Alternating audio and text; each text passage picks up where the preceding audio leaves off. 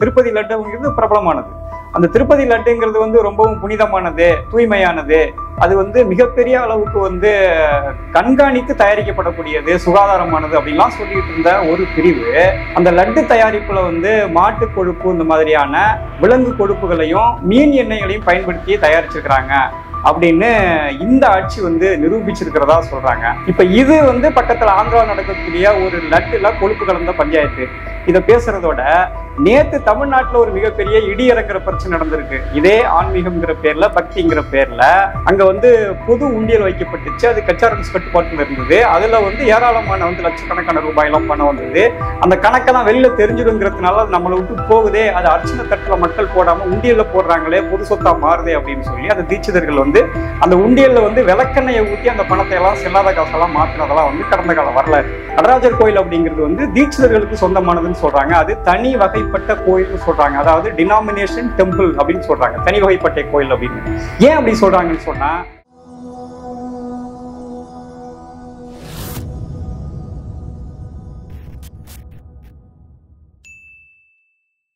இப்போ நாடு முழுவதும் ஆன்மீகங்கிற பேர்ல கோயில்கள்லையும் அறக்கட்டளை பேர்லையும் ஆதீனங்கள் மூலமாகவும் ஏராளமான குற்ற செயல்கள் நடந்துகிட்டு இருக்கு. அதுல குற்ற செயல்கள்னா பல்வேறுபட்ட பிரிவுகளா நம்ம சொல்ல முடியும். நிலக்கொலை நடக்குது, மனித கொலை நடக்குது, அங்க பாலியல் பலாத்காரம் நடக்குது, சிறுமிகளை வேட்டையாடுறது நடக்குது, பாலிய விவாகம் நடக்குது. இப்படி நிறைய விஷயங்கள் போயிட்டு இருக்கு. ஒரு நாள் நம்ம செய்தியை பார்த்துக்கிட்டே இருக்கிறோம்.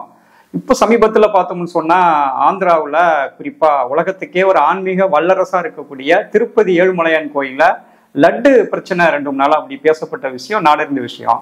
அதுல என்னன்னா, ஒரு லட்டு அப்படிங்கிறது திருப்பதி லட்டுங்கிறது பிரபலமானது. அந்த திருப்பதி லட்டுங்கிறது ரொம்பவும் புனிதமானது, தூய்மையானது. அது மிகப்பெரிய அளவுக்கு கண்காணித்து தயாரிக்கப்படக்கூடியது, சுகாதாரமானது அப்படின்லாம் சொல்லிட்டு இருந்த ஒரு பிரிவு இப்ப 2 நாளா என்ன ஒப்பாரி வைக்குதுன்னு சொன்னா, கடந்த ஆட்சியில அந்த லட்டு தயாரிப்புல மாட்டு கொழுப்பு இந்த மாதிரியான விலங்கு கொழுப்புகளையும் மீன் எண்ணெய்களையும் பயன்படுத்தி தயாரிச்சிருக்கிறாங்க அப்படின்னு இந்த ஆட்சி நிரூபிச்சிருக்கிறதா சொல்றாங்க.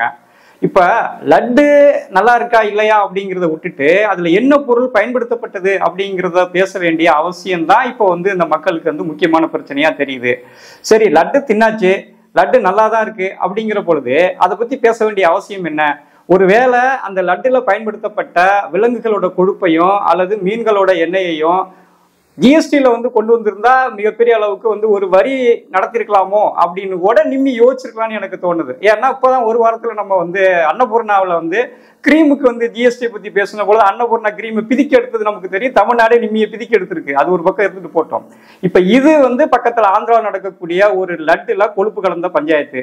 இதை பேசுறதோட நேத்து தமிழ்நாட்டுல ஒரு மிகப்பெரிய இடி இறங்குற பிரச்சனை நடந்திருக்கு. இதே ஆன்மீகம்ங்கிற பேர்ல, பக்திங்கிற பேர்ல நடராஜர் அப்படிங்கிற ஒரு முக்கியத்துவம் வாய்ந்த கோயிலா பேசப்படுறாங்க. நடராஜர் தன்னுடைய கால் நுண்ணில உலகத்தையே ஆண்டுகிட்டு இருக்காரு அப்படின்னு சொல்ற அந்த நடராஜர் தீட்சிதர் அப்படிங்கிறவங்க இந்த மிகப்பெரிய பிரச்சனையை வச்சிருக்காங்க. அப்படின்னா என்ன அந்த பிரச்சனைன்னு பார்த்து பார்க்க வேண்டிய அவசியம் இருக்கு. என்ன சொல்றேன்னு சொன்னா, ஏறத்தாழ ஒரு 20-25 ஆண்டுகளா, கால் நூற்றாண்டா இந்த சிதம்பரம் நடராஜர் கோயில் பிரச்சனை ஒரு மிகப்பெரிய ஒரு போராட்ட வரலாற உள்ள வச்சிருக்கு. அப்படிங்கறத நாங்க சேர்ந்த அமைப்புகளே அதுல களமாடின அனுபவத்துல பேச முடியும்னு நம்ம தெரிவிச்சுக்கிறோம். இதுல என்ன சொல்றதுன்னா, நேத்து விஷயம்னா அது அடுக்கடுக்கா சொல்லிட்டே போகலாம். ஆனா நேத்து நடந்தது அங்க வச்சு இங்க வச்சு கடைசியா நிலங்களை மிகப்பெரிய அளவுக்கு வளர்ச்சி போட்டு ஏறத்தாழ அவங்க ஒரு லேண்ட் மாஃபியா அல்லது ஒரு ரியல் எஸ்டேட் நடத்துறவங்க அப்படிங்கிற மாதிரியான ஒரு தொழில் முனைவோர் மாதிரிலாம் அவங்க மாறி இருக்கிறாங்கிறதா இப்ப அம்பலமாயிருக்கு. இதை நம்ம சொல்ல, HRNC-உடைய ஆணையர் சென்னை உயர்நீதிமன்றத்துல ஒரு வழக்கு தொடுத்திருக்காரு. அதுல என்ன சொல்றாருன்னு சொன்னா, தில்லை நடராஜர் கோயிலுக்கு சொந்தமான அந்த கோயில் நிலம் ஏறத்தாழ 3000 ஏக்கரு. அதுல 2000 ஏக்கர் நிலத்தை அங்க இருக்கக்கூடிய அந்த கோயிலோட தனித்தன்மையான கோயில்னு சொல்லக்கூடிய தீட்சிதர்ங்கிறவங்க 2000 ஏக்கர் நிலத்தை சொந்த முறையில பிரிச்சு வித்துட்டானுங்க அப்படின்னு சொல்றாரு. மீதி 1000 ஏக்கர் நிலத்தை கூட இந்த ஆண்டுகள்ல அந்த நிலத்தின் மூலமா வந்த வருவாயில 1 லட்சத்தை கூட தொடலவங்க. ஆனா கடந்த ஆண்டுகள்ல இது கொஞ்ச நாள் போன சில திமுக கவர்மெண்ட்ல என்ன பண்ணாங்கன்னு சொன்னா, HRNC கட்டுப்பாட்டுக்குள்ள இந்த கோயில கொண்டு வந்திருந்தாங்க. அப்ப கணக்கு வழக்கு, அங்க வரவு செலவு, போக்குவரத்து விஷயங்கள் எல்லாத்தையும் வெளிப்படைத்தன்மையோடு இருந்த பொழுது 3 கோடி ரூபாயெல்லாம் அந்த ஆண்டு வருமானம் எல்லாம் காட்டினாங்க. அங்க வந்து பொது உண்டியல் வைக்கப்பட்டுச்சு. அது கச்சாரன்ஸ் கட்டுப்பாட்டுல இருந்தது. அதுல வந்து ஏராளமான வந்து லட்சக்கணக்கான ரூபாயெல்லாம் பணம் வந்தது. அந்த கணக்கை தான் வெளியில தெரிஞ்சிடுங்கிறதுனால அது நம்மளை விட்டு போகுதே, அது அர்ச்சனை தட்டுல மக்கள் போடாம உண்டியல்ல போடுறாங்களே, பொது சொத்தா மாறுதே அப்படின்னு சொல்லி அந்த தீட்சிதர்கள் வந்து அந்த உண்டியல்ல வந்து விளக்கெண்ணையை ஊத்தி அந்த பணத்தை எல்லாம் செல்லாத காசெல்லாம் மாத்தினதெல்லாம் வந்து கடந்த கால வரலாறு.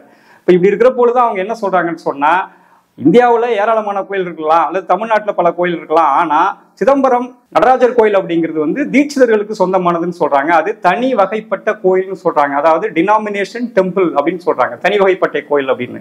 ஏன் அப்படி சொல்றாங்கன்னு சொன்னா, இந்த தீட்சிதர்கள்ங்கிறவங்க வந்து வட இந்தியாவில், அதாவது கைலாயத்தில இருந்து வந்து தென்னிந்தியா நோக்கி வந்து நடந்து வந்த பொழுது அவங்க ஏதோ ஒரு எண்ணிக்கை சொல்றாங்க, ஒரு 300 பேர் என்னமோ சொல்றாங்க. அந்த நபர்ல ஒருத்தர் வந்து கடைசியா எண்ணி பார்த்தா கவுண்டிங்ல குறையுது, திரும்ப திரும்ப எண்ணி பார்த்தோம் ஒருவர் குறையிற ரவுண்ட் ஆகல.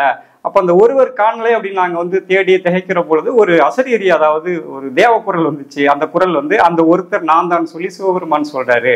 அப்ப இதுல இருந்து என்ன சொல்றாங்கன்னு சொன்னா, நாங்க வந்து சிவன் வழி வந்தவங்க, நாங்க தான் கடவுளே, நாங்க தான் சிவபெருமான், அதனால சராசரி அர்ச்சகர் வேற நாங்க வேற அப்படின்னு சொல்லி தீட்சிதர்கள் வந்து தங்களை வந்து ஒரு சிறப்பு பிறப்பாகவும் ஒரு சிறப்பான அர்ச்சகராகவும் சொல்லி அங்க அனைவரும் அர்ச்சகராவதற்கு மிகப்பெரிய எதிர்ப்பை தொடர்ந்து பேசிட்டு இருக்காங்க. இதை நாங்க வந்து சட்டப்பூர்வ போராட்டங்கள் எடுத்து, மக்கள் போராட்டங்கள் எடுத்து, சுப்ரீம் கோர்ட் வரைக்கும்லாம் போயிட்டு வந்திருக்கோம். இன்னைக்கு வரைக்கும் அது பேசப்படும் பொருளா இருக்கு. இந்த நிலைமையில தான் அவங்க பேசக்கூடிய அந்த நேர்மை அப்படிங்கிறது என்னங்கிறது அம்பலமா இருக்கு.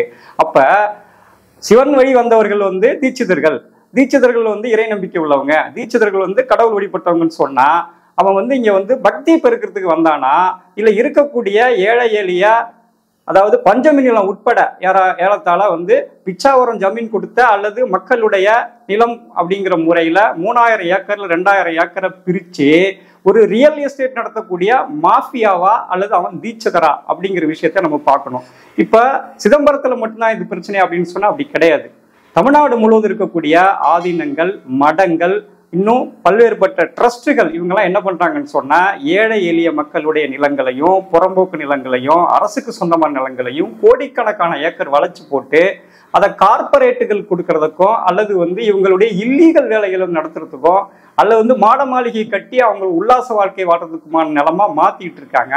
அதுல சிதம்பரம் நடராஜர் கோயில் உள்ள தீட்சிதர்களும் வந்து அந்நியமானவர்கள் அல்ல அப்படிங்கிறத வெட்ட வெளிச்சமா சென்னை உயர்நீதிமன்றமே நேற்று அதை சொல்லியிருக்கு. அக்டோபர் மாதம் வந்து இந்த கணக்கு வழக்கெல்லாம் ஒப்படைக்கணும், நீ கொடுக்குற கணக்கு வழக்குங்கிறது ஆடிட்டிங் தான் கொடுத்துருக்கே ஒழியா கணக்கு வழக்கு கிடையாது இது அப்படின்னு சொல்லி கண்டிச்சிருக்கு.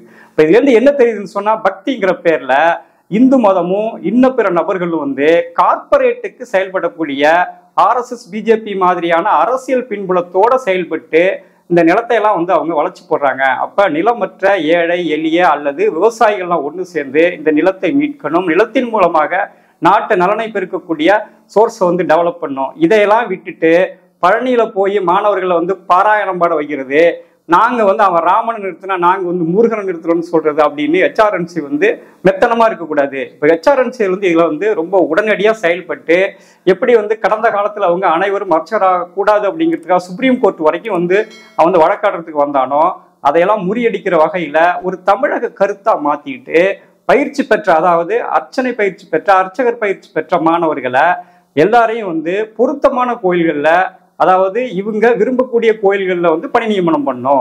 அதுக்கு இந்த மாதிரியான வழக்குகள் எல்லாம் எடுத்துக்காட்டுகளாக காட்டி ஆளுகின்ற மாநில அரசு உடனடியா அவங்கள வந்து கைது பண்ணணும், அந்த நிலத்துங்களை மீட்டணும், அந்த நிலங்களுடைய பழைய கணக்கு வழக்கு வரவு செலவுகள்லாம் எடுத்து அதனுடைய உண்மைத்தன்மையை கண்டறிந்து மக்களுக்கு பொது வெளியில வைக்கணும். அதன் மூலமா மக்கள் போராட்டங்களை கட்டியமைச்சு இந்த தீட்சிதர் மாதிரியான பிரச்சனைகள்லாம் வந்து நம்ம வந்து வெல்ல முடியும் அப்படின்னு நம்ம சொல்றோம். கூடுதலா என்னன்னு சொன்னா, இவங்க நிலத்தோட மட்டும் நிக்கல, அங்க வந்து 2-3 மாசம் முன்னாடியே வந்து பாலிய விவாகம் நடந்திருக்கு, சிறுமிகளை வந்து பலாத்காரம் பண்ணியிருக்காங்க, கொலை நடந்திருக்கு. அதுல ஒரு தீட்சிதர் இன்னொரு தீட்சிதர் வந்து அவன் மிகப்பெரிய ஒரு பயில்வான் மாதிரி கட்டிக்கிட்டு உருள்றானுங்க ரோட்ல. அங்க தமிழ்ல வந்து பாடக்கூடிய திருவாசகம் பாடின ஆறுமுகசாமியை வந்து அந்த கனக சபையில இருந்து அடிச்சு விரட்டி வெளியே வீசினானுங்க. அப்புறம் போலீஸும், தமிழ்நாடு போலீஸும் அந்த அர்ச்சகருமே நேரடியா வந்து அடிச்சுக்கிற மாதிரியான விளக்கெண்ணெய் தடவிட்டு போலீஸுக்கு சவால் விடுற அளவுக்குலாம் வந்து அங்க பிரச்சனை பண்ணாங்க. வேற வழியே இல்லாம அந்த காவல்துறையில உள்ள ஒரு உயரதிகாரி யூனிஃபார்மை கழட்டி வச்சுட்டு அந்த அர்ச்சகருடைய சுண்டு முடியை பிடிச்சி தூக்கி தான் வெளில கொண்டு வந்தாங்க. இதெல்லாம் கடந்த கால வந்து வரலாறுங்கிறத வந்து நாங்க போராட்டத்தின் மூலமா பார்த்தோம். எனவே இது யாருக்கான போராட்டம்னு பார்த்தா ஒட்டுமொத்த பக்தர்களுக்கான, மக்களுக்கான நிலத்துக்கான போராட்டம் அப்படிங்கிற முறையில பார்க்கணும். கோயில்கள் என்பது எல்லாமே கோயில்களை மையப்படுத்தி மிகப்பெரிய அக்ரகார சுற்றாகவும், அதன் பிறகு ஆதிக்க சாதியாகவும், அதன் பிறகு அவங்களுக்கு சேவை செய்யக்கூடிய நபர்களாகவும் இருக்காங்க.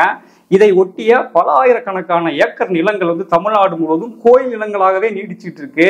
அது யாருக்கும் பயன்படாத ஒரு வெற்று நிலங்களா இருக்கு. அந்த நிலங்களை முதல்ல மீட்டெடுக்கணும், நிலங்களை பகிர்ந்தளிக்கணும், நிலங்களை குறைந்தபட்ச மானியத்தோட நிலமற்ற ஏழைகளுக்கு விவசாய நிலங்களாகவும் வீட்டு நிலங்களாகவும் கொடுக்கணும் அப்படிங்கிறத எங்களுடைய கோரிக்கையை நாங்கள் முன்வைக்கிறோம்.